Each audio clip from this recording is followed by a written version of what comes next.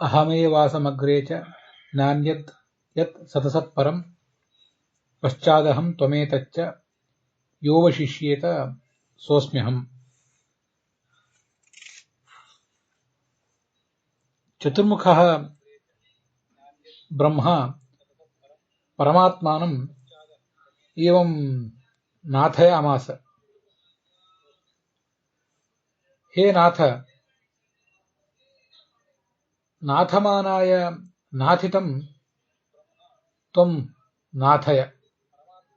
ಅರೂಪಿಣಃ ತವ ಪರಂ ರೂಪಂ ಅಪರಂ ರೂಪಂ ಚ ಅಹಂ ಜಾನೀಯಾಂ.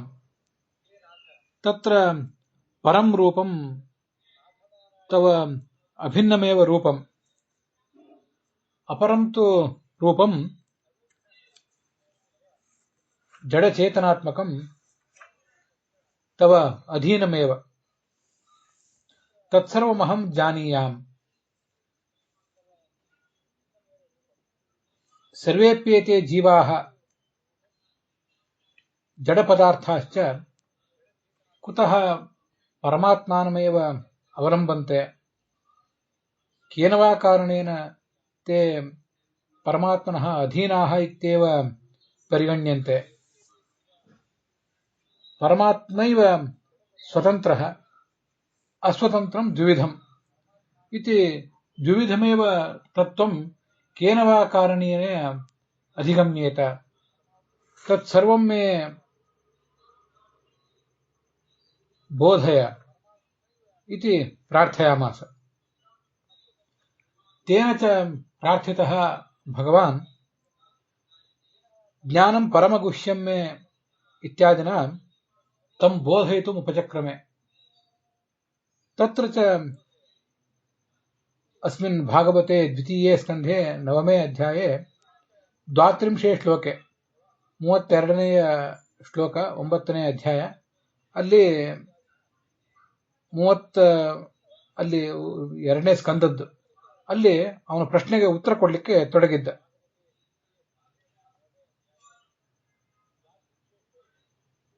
ಭಗವಂತನ ರೂಪ ಒಂದೇ ಸ್ವತಂತ್ರ. ಭಗವಂತನ ರೂಪ ಸ್ವತಂತ್ರ ಅಂದ್ರೆ ಅವನೊಬ್ಬನೇ ಸ್ವತಂತ್ರ, ಉಳಿದದ್ದೆಲ್ಲವೂ ಅಸ್ವತಂತ್ರ ಅನ್ನೋದನ್ನ ಆ ಭಗವಂತ ಚತುರ್ಮುಖ ಬ್ರಹ್ಮನಿಗೆ ತಿಳಿಸ್ಲಿಕ್ಕೆ ಹೊರಟಿದ್ದಾನೆ. ಈ ಸೃಷ್ಟಿಗೆ ಮೊದಲು ನಾನೇ ಸ್ವತಂತ್ರನಾಗಿದ್ದೆ, ಪ್ರಳಯ ಕಾಲದಲ್ಲಿಯೂ ಕೂಡ ನಾನೇ ಸ್ವತಂತ್ರನಾಗಿರ್ತೇನೆ. ಈ ನಡುವೆ ಇರುವುದು ಸ್ಥಿತಿಕಾಲ, ಅದರಲ್ಲೂ ನಾನೇ ಸ್ವತಂತ್ರ ಹೊರತು ಈ ಕಾರ್ಯಕಾರಣ ಪ್ರಪಂಚ ಯಾವುದೂ ಕೂಡ, ಜಡಚೇತನಾತ್ಮಕವಾದ ಪ್ರಪಂಚ ಯಾವುದೂ ಕೂಡ ಸ್ವತಂತ್ರವಾಗಿ ಇರಲಿಲ್ಲ ಅಂತ ಚತುರ್ಮುಖ ಬ್ರಹ್ಮನಿಗೆ ಭಗವಂತ ಹೇಳ್ತಿದ್ದಾನೆ. ನೀನು ಈ ಯಾವ ಜೀವ ಸಮೂಹ ಇವರೆಲ್ಲರೂ ಚೇತನರು, ಮತ್ತೆ ಪಂಚಮಹಾಭೂತಗಳು ಅನ್ನುವುದು ಕಾರಣ, ಅದರಿಂದ ಹುಟ್ಟಿದಂತಹ ಜಗತ್ತು ಕಾರ್ಯ. ಇದು ಯಾವುದೂ ಕೂಡ ಈ ಸ್ಥಿತಿ ಕಾಲದಲ್ಲಿಯೂ ಕೂಡ ಸ್ವತಂತ್ರವಾಗಿಲ್ಲ. ಮುಂಚೆಯೂ ಇದು ಸ್ವತಂತ್ರವಾಗಿರಲಿಲ್ಲ, ಆಮೇಲೂ ಸ್ವತಂತ್ರವಾಗಿ ಇರುವುದಿಲ್ಲ. ಪ್ರಳಯ ಕಾಲದಲ್ಲಿ ಅಂದ ಮೇಲೆ ಸ್ಥಿತಿ ಕಾಲದಲ್ಲಿಯೂ ಕೂಡ ಅದು ಸ್ವತಂತ್ರವಾಗಿರುವುದಿಲ್ಲ ಅಂತ ಅದರ ಅಭಿಪ್ರಾಯ ಆಗ್ತದೆ. ಈ ಶ್ಲೋಕದಲ್ಲಿ ಭಗವಂತನಿಗಿಂತ ಹೊರತಾಗಿ ಯಾವುದೂ ಕೂಡ ಇರಲಿಲ್ಲ ಅಂತ ಹೇಳಿದಂತೆ ಕಾಣಿಸ್ತದೆ. ಅದಕ್ಕಾಗಿ ಇಲ್ಲಿ ಅದನ್ನ ಸರಿಯಾಗಿ ತಿಳ್ಕೊಳ್ಬೇಕು ಅನ್ನೋ ದೃಷ್ಟಿಯಿಂದ ವಿಸ್ತೃತವಾದ ಭಾಗವತ ತಾತ್ಪರ್ಯವನ್ನ ಆಚಾರ್ಯರು ಹೇಳಿದ್ದಾರೆ. ಬೇರೆಯವರ ವ್ಯಾಖ್ಯಾನದಲ್ಲಿ ಅದಕ್ಕೆ ಏನು ಅರ್ಥ ಆಗ್ತದೆ ಅದನ್ನ ಒಂದು ಬಾರಿ ಮೊದಲು ನೋಡಬೇಕು. ಅಹಂ ಏಕ ಏವ ಅಗ್ರೇ ಸೃಷ್ಟೇ ಪೂರ್ವಮಾಸಂ ಸ್ಥಿತಃ ನಾನ್ಯತ್ ಕಿಂಚಿತ್. ಶ್ರೀಧರರ ವ್ಯಾಖ್ಯಾನದಲ್ಲಿ ಹೀಗೆ ಕಾಣಿಸ್ತದೆ. ನಾನೊಬ್ಬನೇ ಸೃಷ್ಟಿಗಿಂತ ಮುಂಚೆ ಇದ್ದೆ, ಬೇರೆ ಯಾವುದೂ ಇರಲೇ ಇಲ್ಲ. ಸತ್ ಸ್ಥೂಲವಾದದ್ದು, ಅಸತ್ತು ಸೂಕ್ಷ್ಮವಾದದ್ದು, ಅದಕ್ಕೆ ಕಾರಣವಾದಂತಹ ಪರ ಅಂದ್ರೆ ಪ್ರಧಾನ, ಅದ್ಯಾವುದು ಕೂಡ ಇರಲಿಲ್ಲ. ಮಯ್ಯೈವ ಲೀನತ್ವಾತ್, ಅದೆಲ್ಲವೂ ಕೂಡ ನನ್ನಲ್ಲೇ ಲೀನ ಆಗಿ ಹೋಗಿತ್ತು. ಅಹಂ ಆಸಮೇವ ಕೇವಲ, ನಾನೊಬ್ಬನೇ ಇದ್ದೆ. ಸೃಷ್ಟೇ ಅನಂತರಂ ಅಪಿ ಅಹಮೇವ ಅಸ್ಮಿ, ಸೃಷ್ಟಿಯ ಬಳಿಕನೂ ಕೂಡ ನಾನೊಬ್ಬನೇ ಇರ್ತೇನೆ. ಯದೇತದ್ವಿಶ್ವಂ ತದಪ್ಯಹಮೇವಾಸ್ಮಿ. ಈಗೇನೊಂದು ವಿಶ್ವ ನಮಗೆ ಕಾಣಿಸ್ತದೆ, ಈ ವಿಶ್ವವು ಕೂಡ ನಾನೇ ಆಗಿದ್ದೇನೆ.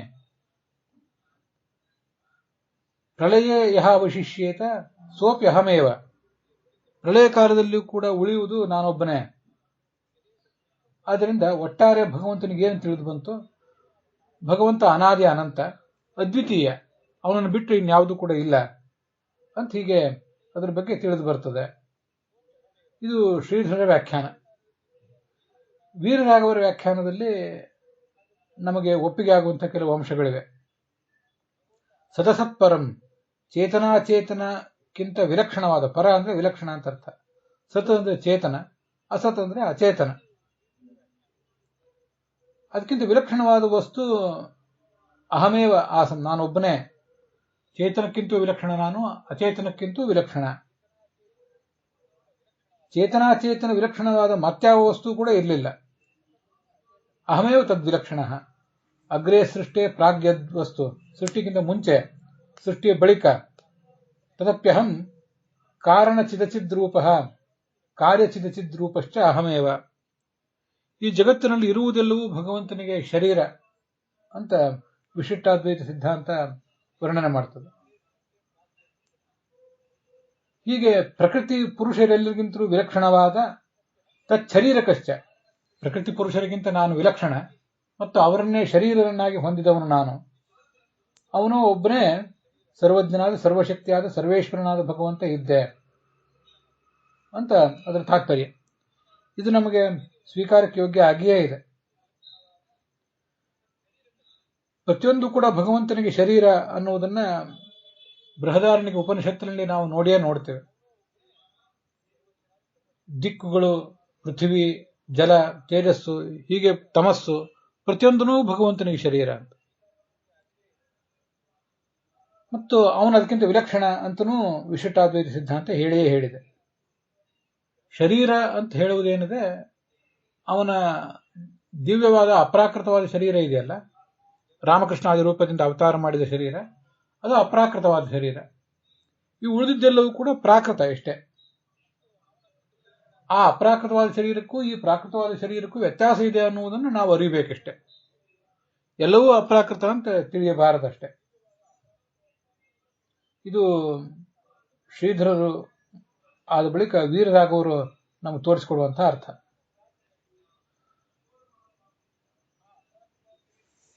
ಸಹ ಅಹಂ ಆಸಮೇವ ನ ಕೇವಲಂ ಸತ್ತಾರೂಪೇಣ ಅಹಮಾಸಂ ನ ಕಿಂಚಿತ್ ಅಕರವಂ ಮದ್ಭಿನ್ನಂ ಅನ್ಯತ ಕಿಂಚಿದಪಿ ನಾಸ್ತಿ. ಇದು ರಾಧಾಕೃಷ್ಣರ ವ್ಯಾಖ್ಯಾನ. ನನಗಿಂತ ಭಿನ್ನವಾದದ್ದು ಯಾವುದೂ ಇಲ್ಲ. ಸೃಷ್ಟಿಯ ಅನಂತರ ಏನು ಸದಸದಾತ್ಮಕವಾದ ವಿಶ್ವ ಇದೆ, ಸ್ಥೂಲ ಮತ್ತು ಸೂಕ್ಷ್ಮವಾದ ವಿಶ್ವ, ಅದೆಲ್ಲವೂ ಕೂಡ ಅಹಮೇವ, ನಾನೇ ಆಗಿದ್ದೇನೆ ಅಂತ ಇಷ್ಟು ಅದರ ಅರ್ಥ ಮಾಡ್ತಾರೆ. ವೀರರಾಘವರ ವ್ಯಾಖ್ಯಾನ ಒಂದು ಬಿಟ್ಟು ಉಳಿದೆಲ್ಲ ವ್ಯಾಖ್ಯಾನಗಳು ಕೂಡ ನಮಗೆ ಸ್ವೀಕಾರಕ್ಕೆ ಯೋಗ್ಯವಾಗಿಯೇ ಇವೆ. ವೀರರಾಘವರ ಒಂದು ವ್ಯಾಖ್ಯಾನ ನಮಗೆ ಸ್ವೀಕಾರಕ್ಕೆ ಯೋಗ್ಯ ಆಗಿದೆ. ರಾಧಾಕೃಷ್ಣರು ಮತ್ತೆ ಶ್ರೀಧರರು ಹೇಳುವಂಥ ವ್ಯಾಖ್ಯಾನ ನಮಗೆ ಸ್ವೀಕಾರಕ್ಕೆ ಯೋಗ್ಯ ಆಗಲಿಲ್ಲ. ಆದರೆ ಅದನ್ನು ಕೂಡ ಅವ್ರು ಏನು ಹೇಳ್ತಾರೆ ಅನ್ನುವುದನ್ನ ನಾವು ಗಮನಿಸಿದ್ದೇವಷ್ಟೆ. ಇದಕ್ಕೆ ಆಚಾರ್ಯರು ಬ್ರಹ್ಮತರ್ಕದ ಉದಾಹರಣೆ ಕೊಟ್ಟು ಭಾಗವತ ತಾತ್ಪರ್ಯದಲ್ಲಿ ಅದನ್ನ ವಿವರಿಸಿದ್ದಾರೆ. ಏನು ಹೇಳ್ತಾರೆ ಅದನ್ನ ಒಂದು ಬಾರಿ ಈಗ ನಾವು ನೋಡೋಣ.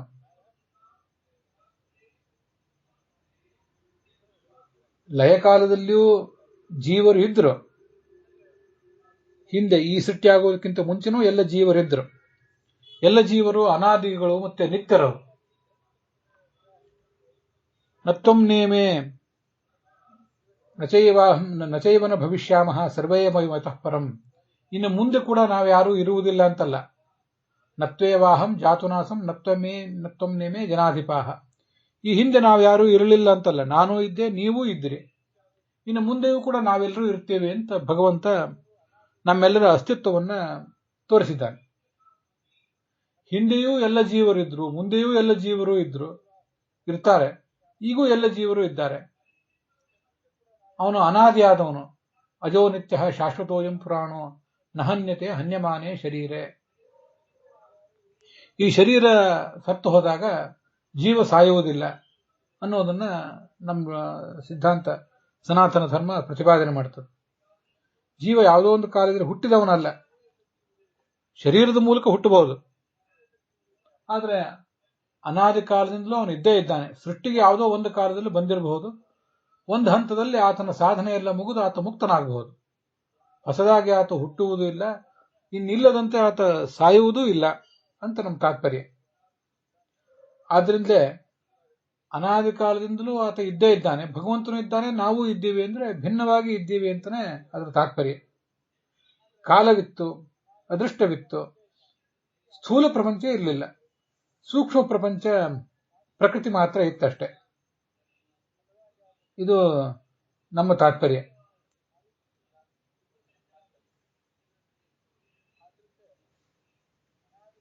ಅಲ್ಲಿ ಶ್ಲೋಕದಲ್ಲಿ ನಾಣ್ಯದ್ಯತ್ ಸದಸತ್ ಪರಂ ಅಂತಿದೆಯಲ್ಲ, ಸತ್ ಮತ್ತು ಅಸತ್. ಸತ್ ಅಂದ್ರೆ ಸ್ಥೂಲ ಪ್ರಪಂಚ, ನಮಗೆ ಕಣ್ಣಿಗೆ ಕಾಣುವಂಥದ್ದು. ಅಸತ್ ಅಂದ್ರೆ ಕಣ್ಣಿಗೆ ಕಾಣದ ಸೂಕ್ಷ್ಮ ಪ್ರಪಂಚ, ಕಾರಣ ಪ್ರಪಂಚ. ಇದ್ಯಾವುದೂ ಕೂಡ ಪರಂನ ಸ್ವತಂತ್ರವಾಗಿ ಇರಲಿಲ್ಲ. ಪರಂ ಅನ್ನೋದಕ್ಕೆ ಸ್ವತಂತ್ರಂ ಅಂತ ಅರ್ಥ, ಆಚಾರ್ಯ ತೋರಿಸಿಕೊಟ್ಟಿರುವಂತಹ ಅರ್ಥ. ಹೀಗೆ ಅದು ಸ್ವತಂತ್ರವಾಗಿ ಇರಲಿಲ್ಲ ಅಂತ ಅದರ ತಾತ್ಪರ್ಯ, ಹೊರತು ಇರಲೇ ಇಲ್ಲ ಅಂತಲ್ಲ. ಅದಕ್ಕೆ ಭಾಗವತ್ ತಾತ್ಪರ್ಯದಲ್ಲಿ ಹೀಗೆ ಅರ್ಥ ಇದೆ. ಒಂದು ಶ್ಲೋಕ ಇದೆ, ಬ್ರಹ್ಮತರ್ಕದ ಶ್ಲೋಕದ ಸಮುದಾಯ ಇದೆ. ವಿಷ್ಣೋರಧೀನಂ ಪ್ರಾಕ್ ಸೃಷ್ಟೇ ತಥೈವ ಚ ಲಯಾದನೋ. ಸೃಷ್ಟಿಗಿಂತ ಮುಂಚೆ ಇದೆಲ್ಲವೂ ಜಡ ಚೇತನ ಎಲ್ಲವೂ ಕೂಡ ಭಗವಂತನ ಅಧೀನವಾಗಿತ್ತು. ಈ ಸೃಷ್ಟಿ ಎಲ್ಲ ಮುಗಿದು ಲಯ ಬಂದಾಗ ಆಗ ಕೂಡ ಅದು ಭಗವಂತನಿಗೆ ಅಧೀನವಾಗಿಯೇ ಇರ್ತದೆ. ಈ ಜಗತ್ತಿನ ಅಸ್ತಿತ್ವ, ಇದರ ಪ್ರವೃತ್ತಿ, ಬೌದ್ಧಿಕ ಪ್ರವೃತ್ತಿ, ಭೌತಿಕ ಪ್ರವೃತ್ತಿ, ಅರ್ಥಾತ್ ದೈಹಿಕ ಪ್ರವೃತ್ತಿ, ಅದೆಲ್ಲವೂ ಕೂಡ ಇದ್ದೇ ಇದೆ. ಆದರೆ ಎಲ್ಲವೂ ಕೂಡ ಭಗವಂತನಿಗೆ ಅಧೀನವಾಗಿದೆ ಅಷ್ಟೆ. ನಮಗೆ ಈ ಮುಂಚೆ ಸೃಷ್ಟಿ ಬರುವುದಕ್ಕಿಂತ ಮುಂಚೆ ನಮಗೆ ಯಾವುದೂ ಸ್ವಾತಂತ್ರ್ಯ ಇರಲಿಲ್ಲ, ನಮಗೆ ಬೇಕಾದಂತೆ ವರ್ತಿಸುವ ಅವಕಾಶ ನಮಗಿರಲಿಲ್ಲ. ಪ್ರಳಯ ಕಾಲ ಬಂದಾಗಲೂ ಕೂಡ ನಮಗೆ ಆ ಅವಕಾಶ ಇರೋದಿಲ್ಲ.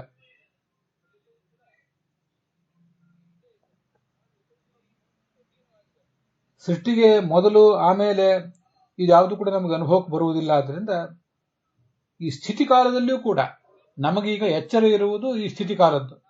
ಹಿಂದೆ ಸೃಷ್ಟಿಗೆ ಬರುವುದಕ್ಕಿಂತ ಮುಂಚೆ ನಾವೇನು ಮಾಡ್ತಿದ್ದೆವು, ಪ್ರಳಯ ಕಾಲದಲ್ಲಿ ಸೃಷ್ಟಿಗಿಂತ ಮುಂಚೆ ಏನು ಪ್ರಳಯ ಇತ್ತಲ್ಲ, ಆಗ ನಾವೇನು ಮಾಡ್ತಿದ್ವಿ ಅನ್ನೋದು ನಮಗೇನು ಗೊತ್ತಿದೆ? ಏನೂ ಗೊತ್ತಿಲ್ಲ ನಮಗೆ. ಮತ್ತೆ ಪ್ರಳಯ ಬಂದಾಗ ಏನು ಮಾಡ್ತೀವಿ ಅನ್ನೋದು ನಮ್ಗೆ ಗೊತ್ತಿರೋದಿಲ್ಲ. ಈಗ ಒಂದಿಷ್ಟು ಏನೇನೋ ಗೊತ್ತಿದೆ. ನಮ್ಮ ವೈಯಕ್ತಿಕ ಜೀವನವನ್ನು ನಾವು ತಗೊಂಡ್ರೆ,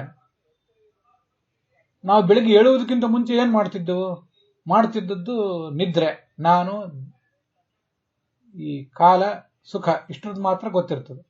ಇನ್ನು ಉಳಿದದ್ದು ಯಾವುದು ನಮಗೆ ಗೊತ್ತಿಲ್ಲ. ಬೆಳಿಗ್ಗೆ ಎದ್ದೆವು, ನಾನು, ನಮ್ಮ ಸುತ್ತಮುತ್ತ ಇದು ನನ್ನ ಶರೀರ, ಹೆಂಡತಿ, ಮಕ್ಕಳು, ಗಂಡ ಎಲ್ಲವನ್ನೂ ತಿಳ್ಕೊಳ್ಳಿಕ್ಕೆ ಪ್ರಾರಂಭ ಮಾಡಿದೆವು. ನಮ್ಮ ಪ್ರವೃತ್ತಿಗಳು ಪ್ರಾರಂಭ ಕಂಡವು. ಮತ್ತೆ ರಾತ್ರಿ ಮಲಗಿಕೊಂಡ ಮೇಲೆ ಈ ನಾನು, ನನ್ನದು ಅನ್ನುವ ಪ್ರಪಂಚ ಎಲ್ಲ ನಮ್ಮ ಗಮನಕ್ಕೆ ಬರದೇ ಹೋಗ್ತದೆ. ಇದನ್ನೇ ಸ್ವಲ್ಪ ಸೂಕ್ಷ್ಮವಾಗಿ ವಿಚಾರ ಮಾಡಿದರೆ, ಪ್ರಪಂಚದಲ್ಲಿ ನಾವೀಗ ಜೀವರೇನಿದ್ದೇವೆ, ಸೃಷ್ಟಿಗೆ ಬರುವುದಕ್ಕಿಂತ ಮುಂಚೆ ಏನಿದ್ದೆವು, ನಮಗೆ ಆವಾಗ ಸ್ವಾತಂತ್ರ್ಯ ಇತ್ತಾ? ನಾವು ವರ್ತನೆ ಮಾಡುವಂತೆ ನಮಗೆ ಬೇಕಾದಂತೆ ವರ್ತಿಸುವ ಸ್ವಾತಂತ್ರ್ಯ ಇತ್ತಾ? ಇರಲಿಲ್ಲ. ಮತ್ತೆ ಪ್ರಳಯ ಕಾಲ ಬಂದ ಮೇಲೆ ಇರ್ತದ? ಇರೋದಿಲ್ಲ. ಹಾಗಾದ್ರೆ ಈ ಸ್ಥಿತಿ ಕಾಲದಲ್ಲಿ ಆದರೂ ಕೂಡ, ನಮಗೆ ಎಚ್ಚರ ಇರುವ ಕಾಲದಲ್ಲಿ ಆದರೂ ಕೂಡ ನಮಗೇನು ಸ್ವಾತಂತ್ರ್ಯ ಇದೆ ಅನ್ನೋದು ನಾವು ತಿಳ್ಕೊಳ್ಬೇಕು ಅಂತದು ತಿಳಿಸ್ತದೆ.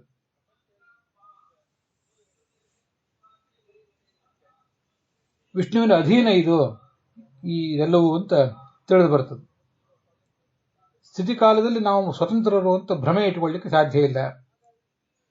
ಸ್ಥಿತಿ ಕಾಲದಲ್ಲಿ ನಮಗೆ ಸ್ವಾತಂತ್ರ್ಯ ಅನುಭವಕ್ಕೆ ಬರ್ತಾ ಇದೆಯಲ್ಲ ಅಂತ ನಮಗೆಲ್ಲರಿಗೂ ಒಂದು ಪ್ರಶ್ನೆ ಬರ್ತದೆ. ಪ್ರತಿಯಂ ಸ್ವಾತಂತ್ರ್ಯಂ ಸ್ಥಿತಿಕಾಲೇತು ಕಥಂಚಿತ್ ಬುದ್ಧಿಮೋಹತಃ. ನಾವು ಬೇಕಾದಲ್ಲಿ ಹೋಗ್ತೇವೆ, ಬೇಕಾದಾಗ ಬರ್ತೀವಿ, ಏನೋ ಮಾಡ್ತೇವೆ. ಭಗವದ್ಗೀತಾ ಹೇಳಿದಂತೆ ಯಕ್ಷೇ ದಾಸ್ಯಾಮಿ ಮೋದಿಷ್ಯೆ ಇತ್ಯಜ್ಞಾನ ವಿಮೋಹಿತಾ. ನಾವೇನೋ ಯಜ್ಞ ಮಾಡ್ತೇವೆ, ಯಾರಿಗೋ ಕೊಡ್ತೇವೆ, ಏನೋ ಮಾಡ್ತೇವೆ.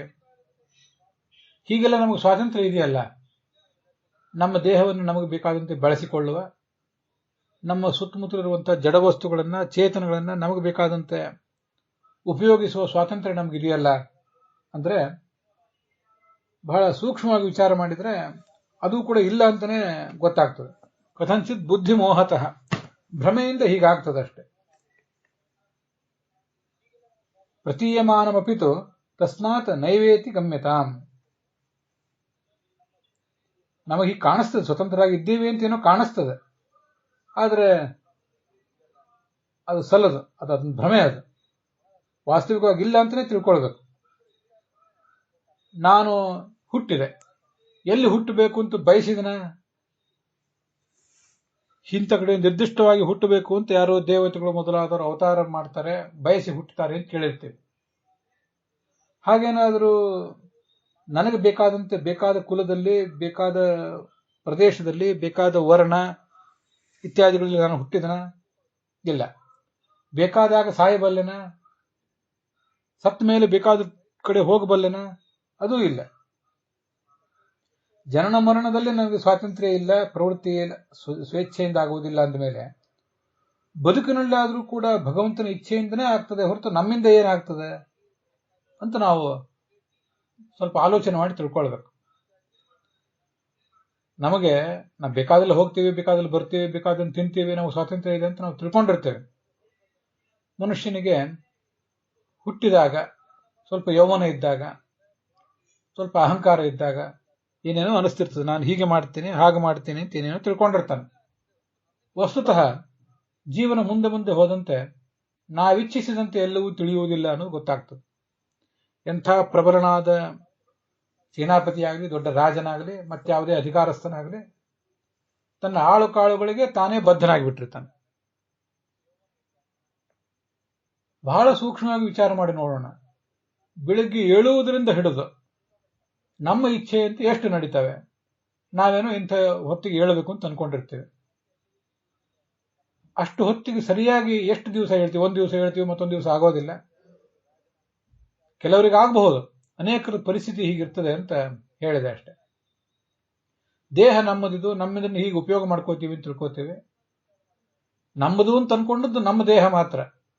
ನಮ್ಮ ಹೆಂಡತಿ, ನಮ್ಮ ಮಕ್ಕಳು, ನಮ್ಮ ಗಂಡನ ದೇಹ ಅಂತೂ ನಮ್ಮದು ಅಂತ ನಾವು ಅನ್ಕೊಂಡಿದ್ದೇವೆ. ನಮ್ಮ ದೇಹವೇ ನಾವು ಹೇಳಿದಂತೆ ಕೇಳೋದಿಲ್ಲ, ಇನ್ನೊಬ್ಬರ ದೇಹ ನಾವು ಹೇಳಿದಂತೆ ಏನು ಕೇಳ್ತದೆ? ಬಹಳ ಆಲೋಚನೆ ಮಾಡಬೇಕಾದದ್ದು. ಏನೋ ಒಂದು ಸರಿ ನಮ್ಮ ನಿರೀಕ್ಷೆಗೆ ಮೀರಿ, ನಮ್ಮ ಆಲೋಚನೆಗೆ ಮೀರಿ ಇದು ರೋಗಗ್ರಸ್ತ ಆಗಿಬಿಡ್ತದೆ. ಎಷ್ಟು ಥರದ ತೊಂದರೆಗಳಿಗೆ ನಾವು ಈಡಾಗ್ತೇವೆ. ನಮ್ಮ ಮನಸ್ಸು ನಾವು ಹೇಳಿದಂತೆ ಆಲೋಚನೆ ಮಾಡ್ತೇವೆ, ನಾವು ಹೇಳಿದ್ದನ್ನು ನಾವೇ ಆಲೋಚನೆ ಮಾಡಿದಂತೆ ಓದಬಲ್ಲೆವು, ತಿಳಿಯಬಲ್ಲೆವು ಅಂತೆಲ್ಲ ತಿಳ್ಕೊಂಡಿರ್ತೇವೆ. ಬಹಳಷ್ಟು ಆಲೋಚನೆ ಮಾಡಿದ್ರೆ ಇದೆಲ್ಲ ಎಷ್ಟು ಭ್ರಮೆ ಅಂತ ಗೊತ್ತಾಗ್ತದೆ. ಕಿವಿಯಿಂದ ಏನೋ ಕೇಳಬೇಕು ಅಂತ ಅನ್ಕೊಂಡಿರ್ತೀವಿ, ಅವ್ರು ಯಾವುದೋ ಹೇಳಿದ್ದು ಕೇಳಿಸುವುದೇ ಇಲ್ಲ. ಯೌವನದಲ್ಲಿಯೂ ಕೇಳಿಸೋದಿಲ್ಲ. ಕೆಲವು ಬಾರಿ ವಾರ್ಧಕ್ಯ ಬಂದಾಗಂತೂ ಕಿವಿಯ ಶಕ್ತಿ ಕ್ಷೀಣ ಆಗಿ ಹೋಗ್ತದೆ. ಕಣ್ಣಿನಿಂದ ಏನೋ ನೋಡ್ತಿರ್ತೀವಿ, ನೋಡಿದ್ದನ್ನು ಸರಿಯಾಗಿದೆ ಅಂತ ತಿಳ್ಕೊಂಡಿರ್ತೀವಿ, ತಪ್ಪಾಗಿ ತಿಳ್ಕೊಂಡಿರ್ತೀವಿ. ಸರಿಯಾದ್ದೆಲ್ಲವನ್ನೂ ಪೂರ್ಣವಾಗಿ ಸರಿಯಾಗಿ ತಿಳಿಯೋದಿಲ್ಲ. ನಮ್ಮ ತ್ವಗಿಂದ್ರಿಯ, ನಮ್ಮ ರಸನೇಂದ್ರಿಯ ಅವೆಲ್ಲ ನಮಗೆ ಹೀಗೆ ನಿಧಾನವಾಗಿ ಕೈ ಕೊಡ್ತವೆ. ನಡ್ಕೊಂಡು ಹೋಗ್ತಾ ಇರ್ತೀವಿ, ಇದ್ದಕ್ಕಿದ್ದಂತೆ ಎಡವಿ ಬೀಳ್ತೀವಿ. ಎಡವಿ ಬೀಳಬೇಕು ಅಂತ ಯಾರು ಬಯಸಿರ್ತಾರೆ? ಯಾರೂ ಬಯಸಿರೋದಿಲ್ಲ. ಆದ್ರೂ ಯಾಕೆ ಎಡವಿ ಬೀಳ್ತಾರೆ? ಯಾರ ಕೈವಾಡದಿಂದ ಎಡವಿ ಬೀಳ್ತೇವೆ? ನಮ್ಮ ನಾಲಿಗೆಯನ್ನು ನಾವೇ ಕಚ್ಕೋಬೇಕು ಅಂತ ವಿಚಾರ ಮಾಡ್ತೇವೆ ಎಂದಾದ್ರೂ ಯಾಕೆ ಕಚ್ಕೋತೇವೆ? ಕೆಲವು ಬಾರಿ ರಕ್ತ ಬರುವಷ್ಟು ಜೋರಾಗಿ ಕಚ್ಕೊಂಡು ಬಿಡ್ತೇವೆ, ಒದ್ದಾಡ್ತೇವೆ. ಆಹಾರ ತಿನ್ಲಿಕ್ಕೆ ಹೋಗಿ ನಮ್ಮ ಹಲ್ಲುಗಳು ಯಾವುದೋ ಪದಾರ್ಥವನ್ನು ಅಗಿಯೋ ಬದಲು ನಮ್ಮ ನಾಲಿಗೆಯನ್ನು ನಾವೇ ಕಚ್ಕೊಂಡು ಬಿಡುವಂತಾಗ್ತದೆ. ನಮ್ಮ ದೇಹಕ್ಕೆ ನಾವೇ ಏನೋ ಗಾಯ ಮಾಡ್ಕೊಂಡು ಬಿಡ್ತೇವೆ. ಆಕಸ್ಮಿಕವಾಗಿ ಏನೋ ಮಾಡ್ಲಿಕ್ಕೆ ಹೋಗಿ ನಮ್ಮ ದೇಹಕ್ಕೆ ನಾವೇ ಗಾಯ ಆಗ್ತದೆ. ಇನ್ನೊಬ್ಬರಿಗೆ ತೊಂದರೆ ಕೊಡಬೇಕು ಅಂತ ಮನುಷ್ಯನ ದುರ್ಬುದ್ಧಿ ಇರ್ತದೆ, ಹೌದು. ನಮಗೆ ನಾವೇ ತೊಂದರೆ ಕೊಡ್ಕೋಬೇಕು ಅಂತ ಏನು ದುರ್ಬುದ್ಧಿ ಇರ್ತದೆ? ಇರೋದಿಲ್ಲ. ಆದ್ರೂ ಹೀಗೆ ಯಾಕೆ ಆಗ್ತದೆ? ನಮಗೆ ಬೇಕಾದಾಗ ಹೇಳ್ಲಿಕ್ಕಾಗೋದಿಲ್ಲ, ಬೇಕಾದಾಗ ಮಲ್ಕೊಳ್ಳಿಕ್ಕೆ ಆಗ್ತದ? ಒಂದು ಮಾತು ಹೇಳ್ತಿರ್ತಾರೆ, ನೀವು ಹಾಸಿಗೆಯನ್ನು ಕೊಂಡ್ಕೊಳ್ಬಹುದು, ಏರ್ ಕಂಡೀಷನ್ ಕೊಂಡ್ಕೊಳ್ಬಹುದು, ಫ್ಯಾನ್ ಕೊಂಡ್ಕೊಳ್ಬಹುದು, ಮಂಚ ಕೊಂಡ್ಕೋಬಹುದು, ನಿದ್ರೆಯನ್ನು ಕೊಂಡ್ಕೊಳ್ಳಿಕ್ಕೆ ಬರ್ತದ? ನಿಮಗೆ ಬೇಕಾದಾಗ ನಿದ್ರೆನೇ ಬರೋದಿಲ್ಲ ಅನೇಕ ಬಾರಿ. ಕೆಲವರಿಗೆ ಬರ್ತಿರ್ತದೆ, ಅದು ವಿಷಯ ಬೇರೆ. ಅನೇಕರಿಗೆ ನಿದ್ರೆ ಬರದೇ ಇರುವುದೇ ದೊಡ್ಡ ಸಮಸ್ಯೆ. ಬಂದ ಮೇಲೆ ಕೂಡ ನಡುವೆ ಎಚ್ಚರ ಆಗ್ತದೆ ಅನ್ನೋದು ಸಮಸ್ಯೆ.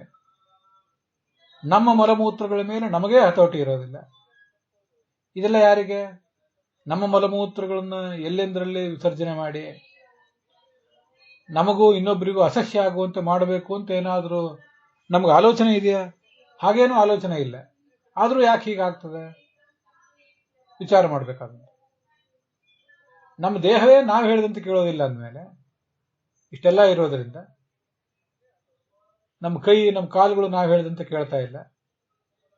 ನಮ್ಮ ಮನಸ್ಸು ಅನೇಕ ಬಾರಿ ದುರ್ವ್ಯಸನಗಳಿಗೆ ಬಲಿ ಆಗಬಾರದು ಅಂತ ಆಲೋಚನೆ ಮಾಡಿರ್ತೇವೆ.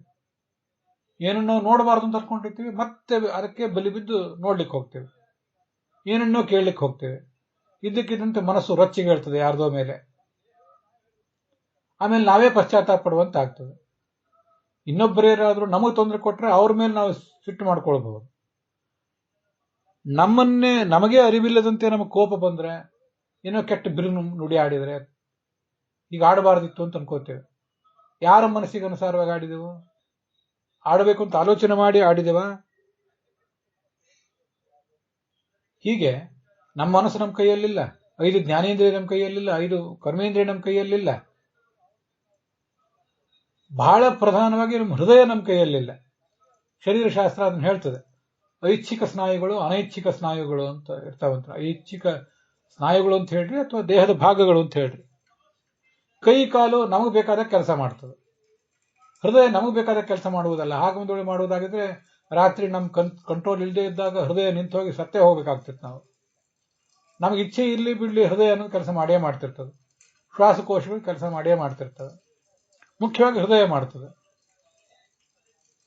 ಹೃದಯ ನಮಗೆ ಬೇಕಾದಂತೆ ಕೆಲಸ ನಾವಿಷ್ಟಪಟ್ಟಂತೆ ಅದು ಕೆಲಸ ಮಾಡೋದಿಲ್ಲ.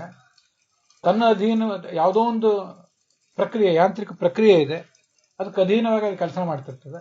ಆದ್ರೆ ಇದ್ದಕ್ಕಿದ್ದಂತೆ ಆ ಹೃದಯವೂ ನಿಂತು ಹೋಗಿಬಿಡ್ತದೆ. ಒಮ್ಮೆ ಸಣ್ಣ ವಯಸ್ಸಿಗೆ ನಿಂತು ಹೋಗ್ತದೆ. 70-80 ವರ್ಷ ಆದ್ಮೇಲೆ ಬಹಳ ದಿವಸ ಕೆಲಸ ಮಾಡಿದೆ ಇನ್ನು ನಿಂತು ಹೋಗಿದೆ ಅಂದ್ರೆ ವಿಷಯ ಬೇರೆ. ಸಣ್ಣ ವಯಸ್ಸಿಗೆ ನಿಂತು ಹೋಗಿಬಿಡ್ತದಲ್ಲ, ಯಾಕೆ ನಿಂತು ಹೋಗಿಬಿಡ್ತದೆ? ಅಂತೂ ನಮ್ಮ ದೇಹ, 5 ಜ್ಞಾನೇಂದ್ರಿಯ, 5 ಕರ್ಮೇಂದ್ರಿಯ, ಮನಸ್ಸು, ಇವಿಷ್ಟರಲ್ಲಿ ಯಾವುದು ನಮ್ಮ ಕೈಯಲ್ಲಿದೆ? ಮತ್ತೆ ಹಾಗಿರುವಾಗ ನಮಗೆ ಸ್ವಾತಂತ್ರ್ಯ ಅಂದ್ರೆ ಎಷ್ಟರ ಮಟ್ಟಿನ ಸ್ವಾತಂತ್ರ್ಯ ಇದು?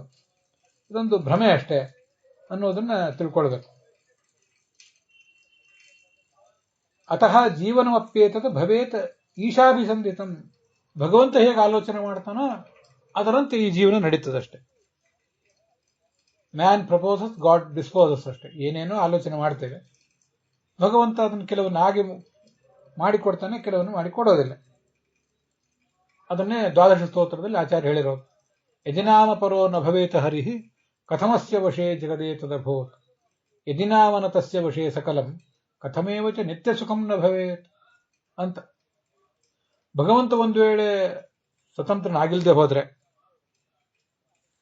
ಈ ಜಗತ್ತು ಅವನ ಅಧೀನದಲ್ಲಿ ಹೇಗಿರ್ತಿತ್ತು? ಜಗತ್ತು ಅವನ ಅಧೀನದಲ್ಲಿ ಇರುವುದನ್ನು ನೋಡಿದರೆ ಅವನು ಸ್ವತಂತ್ರ, ಇವನು ಪರತಂತ್ರ ಅಂತ ಗೊತ್ತಾಗ್ತದೆ. ಆಗ ನಮಗೆ ಪ್ರಶ್ನೆ ಬರಬಹುದು, ಜಗತ್ತೇ ಅವನ ಅಧೀನವಾಗಿ ಇಲ್ವಲ್ಲ ಅಂತ. ಅದಕ್ಕೆ ಮತ್ತೆ ಹೇಳ್ತಾರೆ, ಯದಿನಾಮನ ತಸ್ಯ ವಶೇ ಸಕಲಂ ಕಥಮೇವಚ ನಿತ್ಯ ಸುಖಂ ನ ಭವೇತ್. ನಾವು ನೀವೆಲ್ಲರೂ ಕೂಡ ಅವನ ಅಧೀನದಲ್ಲಿ ಇಲ್ಲ ಅಂತ ಆದ್ರೆ ನಮಗೆ ಬೇಕಾದಂತೆ ನಾವ್ಯಾಕೆ ವರ್ತಿಸ್ತಾ ಇಲ್ಲ? ನಮಗೆ ಯಾವಾಗಲೂ ಸುಖವಾಗುವಂತೆಯೇ ನಾವ್ಯಾಕೆ ವರ್ತಿಸ್ತಾ ಇಲ್ಲ?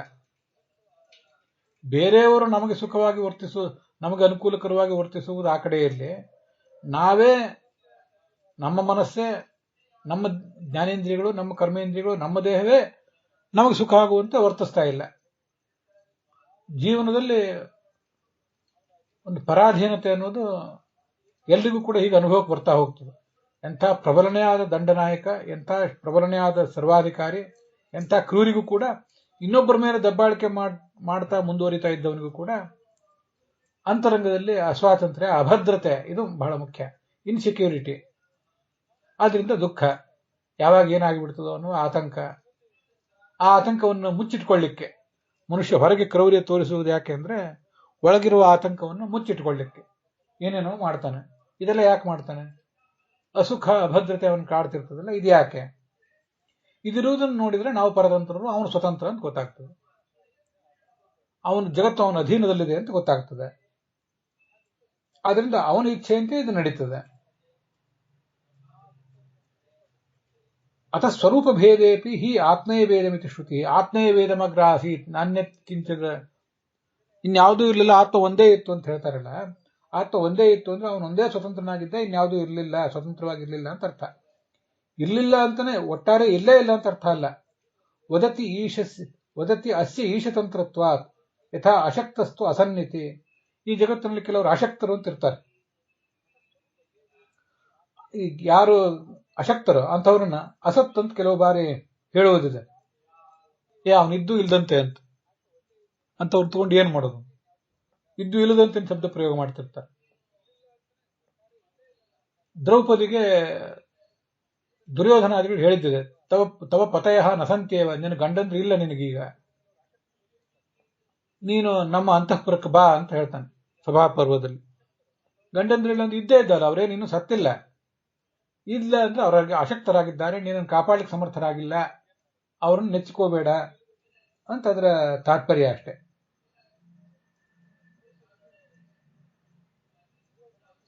ಯಥಾ ಅಶಕ್ತಸ್ತು ಅಸನ್ನಿತಿ ವಿದ್ಯಂತೆ ಹಿ ತಥಾ ಜೀವಾಹ. ಎಲ್ಲಾ ಕಾಲದಲ್ಲೂ ಜೀವರಿದ್ದಾರೆ, ಕಾಲವಿದೆ, ಕರ್ಮ ಇದೆ. ಜೀವರು ಮಾಡಿದ ಕರ್ಮಗಳು, ಅವರವರ ಸ್ವಭಾವ ಎಲ್ಲವೂ ಕೂಡ ಇದ್ದೇ ಇರ್ತದೆ. ಕಾಲವನ್ನು ಯಾವುದೋ ವಿಜ್ಞಾನಿಗಳು ಹೇಳುವಂತೆ ಕಲ್ಪಿತ ಅಂತ ತಿಳ್ಕೋಬಾರದು, ದೇಶವನ್ನು ಕಲ್ಪಿತ ಅಂತ ತಿಳ್ಕೋಬಾರದು. ಇದ್ಯಾವುದೋ ಮೈಂಡಿನ ಪ್ರೊಜೆಕ್ಷನ್, ಇದು ಮೈಂಡ್ ಏನು ಬ್ರೇನ್ ಏನು ಇಂಟರ್ಪ್ರಿಟ್ ಮಾಡ್ತದೆ ಅದರಂತೆ ನಾವು ತಿಳ್ಕೋತೀವಷ್ಟೇ ಅಂತ ಭ್ರಮಿಸಬಾರದು. ಕಾಲ ಅನ್ನುವುದು ವಿಜ್ಞಾನಿಗಳಿಗೂ ಕೂಡ ಸಮ್ಮತವೇ, ಎಲ್ಲ ವಿಜ್ಞಾನಿಗಳಿಗೂ ಸಮ್ಮತ ಅಲ್ಲದೆ ಇರಬಹುದು. ಕಾಲವನ್ನು ಪ್ರತಿಯೊಂದು ಹಂತದಲ್ಲಿಯೂ ಕೂಡ ಮನುಷ್ಯ ತಾನು ಮಾಡುವ ವೈಯಕ್ತಿಕ ಕೆಲಸಗಳಿಗೆ, ತಾನು ಉಪಯೋಗಿಸುವ ಉಪಕರಣಗಳು, ಬಾಹ್ಯಾಕಾಶದವರೆಗೆ ಸೂರ್ಯಮಂಡಲದ ಆಚೆಗೂ ಕೂಡ ಮನುಷ್ಯ ಕೈ ಹಾಕಿದ್ದಾನೆ. ಅಲ್ಲಿ ಯಾವ್ಯಾವ ಕಾಲಕ್ಕೆ ಏನೇನಾಗಬೇಕು ಅನ್ನುವುದನ್ನೆಲ್ಲ ಅವನು ಸ್ವಲ್ಪ ಆಲೋಚನೆ ಮಾಡಿ ಅವನ ಆಲೋಚನೆಗೆ ತಕ್ಕಂತೆ ಒಂದಿಷ್ಟು ಕೆಲಸಗಳು ನಡೀತಾ ಇವೆ. ಕಾಲ ಸತ್ಯ, ಜೀವನ ಕರ್ಮ ಸತ್ಯ. ಕ್ವ ಅನ್ಯಥಾ ಹಿ ಪುನಃಸೃಷ್ಟಿ ಪೂರ್ವಕರ್ಮಾನುಸಾರಿಣಿ. ಈ ಜೀವನ ಕರ್ಮ ಅಂತನ್ನೋದು ಒಂದು ವೇಳೆ ಇಲ್ಲದೆ ಹೋಗಿದ್ರೆ, ಕಾಲ ಅದೃಷ್ಟ ಇವ್ಯಾವುದು ಇಲ್ಲದೆ ಹೋಗಿದ್ರೆ, ಕರ್ಮಕ್ಕನುಸಾರವಾಗಿ ಸೃಷ್ಟಿ ಹೇಗಾಗಲಿಕ್ಕೆ ಸಾಧ್ಯ? ನಾವೆಲ್ಲ ಈಗ ಹುಟ್ಟಿದ್ದೀವಲ್ಲ, ಕ್ಷುದ್ರ ಮಿಶ್ರಾಣಿವ ಜೀವಾನಿ ಅಂತ, ಕ್ಷುದ್ರ ಮಿಶ್ರಾಣಿವ ಬೀಜಾನಿ ಅಂತ ಐತರೇಯ ಉಪನಿಷತ್ತು ಹೇಳ್ತದೆ. ಯಥಾಶಾಲ್ಯಾದಿ ಬೀಜಾನಿ ಭಿನ್ನ ವೀರ್ಯಾಣಿ ಸರ್ವಶಃ ಏವಂ ಬ್ರಹ್ಮಾದಯೋ ಜೀವಾಹ. ಗೋಧಿಯ ಬೀಜ, ಭತ್ತದ ಬೀಜ, ಬೇಳೆಯ ಬೀಜ, ತರಕಾರಿ ಬೀಜ, ಹಣ್ಣಿನ ಬೀಜಗಳೆಲ್ಲವೂ ಭಿನ್ನ ಭಿನ್ನ ಶಕ್ತಿಯನ್ನು ಹೊಂದದ್ದು, ಭಿನ್ನ ಭಿನ್ನ ಬೆಳೆಗಳಿಗೆ, ಮೊಳಕೆಗಳಿಗೆ ಕಾರಣ ಆಗ್ತವೆ. ಅದರಂತೆ ನಮ್ಮೆಲ್ಲರ ಒಂದೊಂದು ಸ್ವಭಾವ ಇದೆ, ನಮ್ದೊಂದೆರಡೊಂದು ಕರ್ಮ ಇದೆ. ಆ ಸ್ವಭಾವಕ್ಕನುಗುಣವಾಗಿ ಎಲ್ಲ ನಮ್ಮ ಸೃಷ್ಟಿ ಆಗ್ತದೆ. ಕಾಲಕರ್ಮ ಆದಿಕರ್ಮ ಅನ್ನೋ ಪದದಿಂದ ಅದನ್ನೆಲ್ಲ ತಗೊಳ್ಬೇಕು.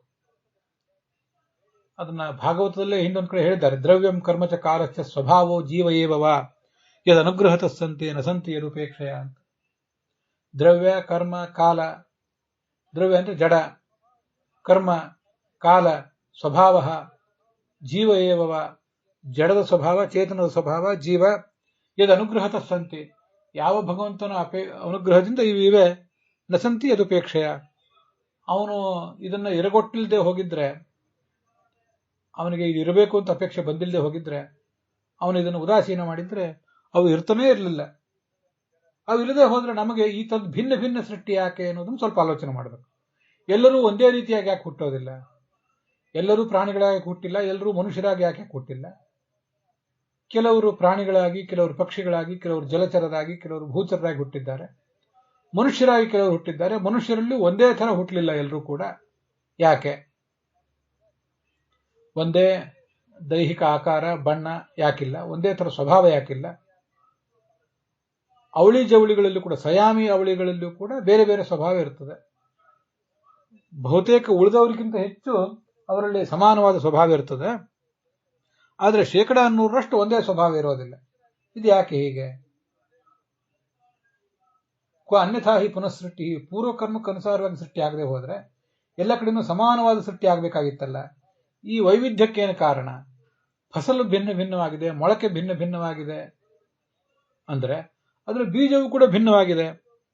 ಅದಕ್ಕೆ ಬಿದ್ದ ಮಳೆಯ ಪ್ರಮಾಣ ಒಂದೇ ಥರದ ಬೀಜ ಇರ್ತದೆ, ಕೆಲವು ಕಡೆ ಮಳೆ ಹೆಚ್ಚಾಗಿರ್ತದೆ, ಬೇರೆ ಥರದ ಬೆಳೆ.